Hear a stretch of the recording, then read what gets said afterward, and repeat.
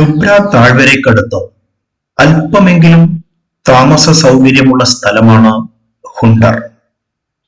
വലിയ ഹോട്ടലുകളോ റെസ്റ്റോറന്റുകളോ ഒന്നും ഇവിടെ ഇല്ലതാനും. ടെന്റ് അക്കോമഡേഷൻ മാത്രമാണ് ലഭ്യമാകുന്ന ഏക താമസ സൗകര്യം. ഇത്തരം ടെന്റുകളിലേക്കുള്ള വൈദ്യുത വിതരണം തൊട്ടടുത്തുള്ള ആർമി ക്യാമ്പിൽ നിന്ന് ഉൽപ്പാദിപ്പിക്കുന്ന ജനറേറ്റർ വൈദ്യുതി മാത്രമാണ്. അതുകൊണ്ട് തന്നെ രാത്രി 11 മണി മുതൽ രാവിലെ 6 മണി വരെ ടെന്റുകളിൽ വൈദ്യുതി ലഭ്യമല്ല. പ്രഭാത ഭക്ഷണത്തിന് ശേഷം രാവിലെ 8:30 ഞങ്ങൾ യാത്ര തുടങ്ങി. പാകിസ്ഥാൻ അതിർത്തി ഗ്രാമമായ താങ് വില്ലേജ് സന്ദർശിക്കാനുള്ള യാത്രയാണ് ഇന്നത്തേത്. ഹുണ്ടറിൽ നിന്ന് ഏകദേശം 100 കിലോമീറ്റർ ദൂരമുണ്ട് താങ് വില്ലേജിലേക്ക്. പോകുന്ന വഴിയിൽ ചരിത്ര പ്രസിദ്ധമായ 9 പോസ്റ്റിലുള്ള ഷെയോക്ക് യുദ്ധസ്മാരകവും ലാൻഗ്യാബ് വാലിയും സന്ദർശിക്കണമെന്നതും ഞങ്ങളുടെ യാത്രാ പരിപാടിയിലുണ്ട്.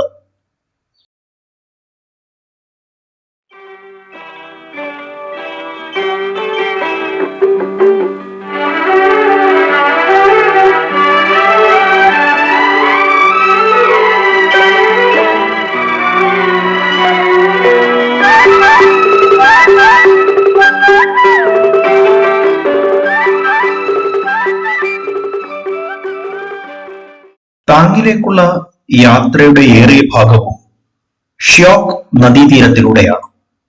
സിന്ധു നദിയുടെ കൈവഴിയായ ഷ്യോക്ക് നദി റിമോ ഹിമാനിയിൽ നിന്ന് ആരംഭിച്ച് വടക്കൻ ലഡാക്കിലൂടെ ഒഴുകി ഗിൽജിത്ത് ബാൽട്ടിസ്ഥാൻ വഴി പാകിസ്ഥാനിലേക്ക് പ്രവേശിക്കുന്നു.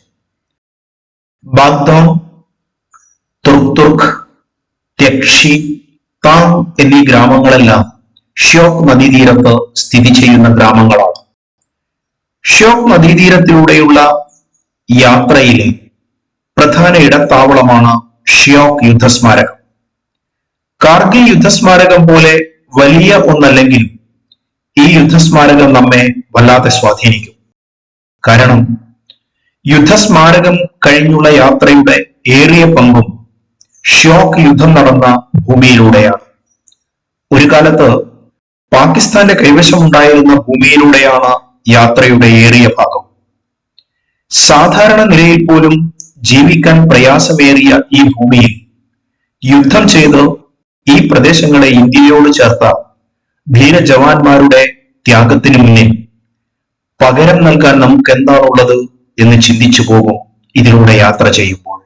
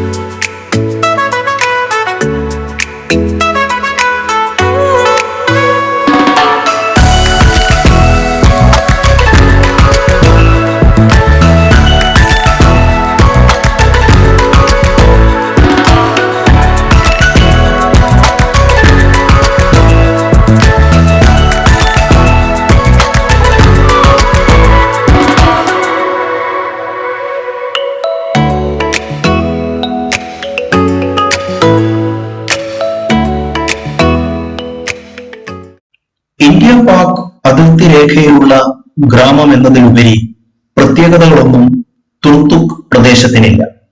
പക്ഷേ ഹുണ്ടറിൽ നിന്നും തുർത്തുക്കിലേക്കുള്ള യാത്ര ഒരു അവിസ്മരണീയ അനുഭവമാണ്. ഷ്യോക്ക് നദീതീരത്തിലൂടെ 1971 ഇൻഡോ പാക് യുദ്ധഭൂമിയിലൂടെ ഏകദേശം 100 കിലോമീറ്റർ സഞ്ചരിച്ചു വേണം തുർത്തുക്കിൽ എത്തിച്ചേരാൻ. ബാൾട്ടിക് ജനവിഭാഗങ്ങൾ താമസിക്കുന്ന ഇന്ത്യയിലെ ഏക പ്രദേശമാണ് തുർത്തുക് ഗ്രാമം.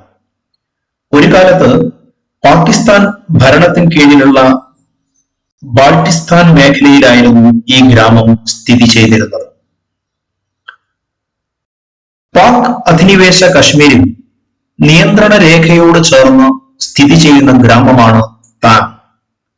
തുർത്തുക്, ത്യക്ഷി, താങ് എന്നീ ഗ്രാമങ്ങൾ 1971 വരെ പാകിസ്ഥാൻ നിയന്ത്രണത്തിലായിരുന്നു.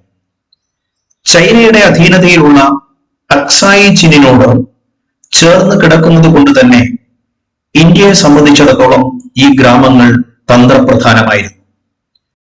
1971 മേജർ ചവാങ് റിച്ചന്റെ നേതൃത്വത്തിൽ നടന്ന സൈനിക നീക്കത്തിലൂടെ ഈ 3 ഗ്രാമങ്ങളും ഇന്ത്യ കൈവശപ്പെടുത്തുകയുണ്ടായി. ഇപ്പോൾ പാകിസ്ഥാന്റെ അധീനതയിലുള്ള ഫാർനു ഗ്രാമം കൂടി കീഴടക്കാനുള്ള പദ്ധതി ഇന്ത്യൻ സൈന്യത്തിനുണ്ടായിരുന്നു. എന്നാൽ 1971 ഡിസംബർ 17 പാകിസ്ഥാൻ വെടിനിർത്തൽ പ്രഖ്യാപിക്കുകയും യുദ്ധം അവസാനിക്കുകയും ചെയ്തു. ഷിംല ഉടമ്പടി പ്രകാരം ഇന്ത്യൻ സൈന്യം പിടിച്ചെടുത്ത 13,000 ചതുരശ്ര കിലോമീറ്റർ ഭൂമി ഇന്ത്യ തിരികെ നൽകി. എന്നാൽ തുർത്തുക്, ത്യക്ഷി, താങ് എന്നീ തന്ത്രപ്രധാനമായ പ്രദേശങ്ങൾ ഇന്ത്യ നിലനിർത്തി.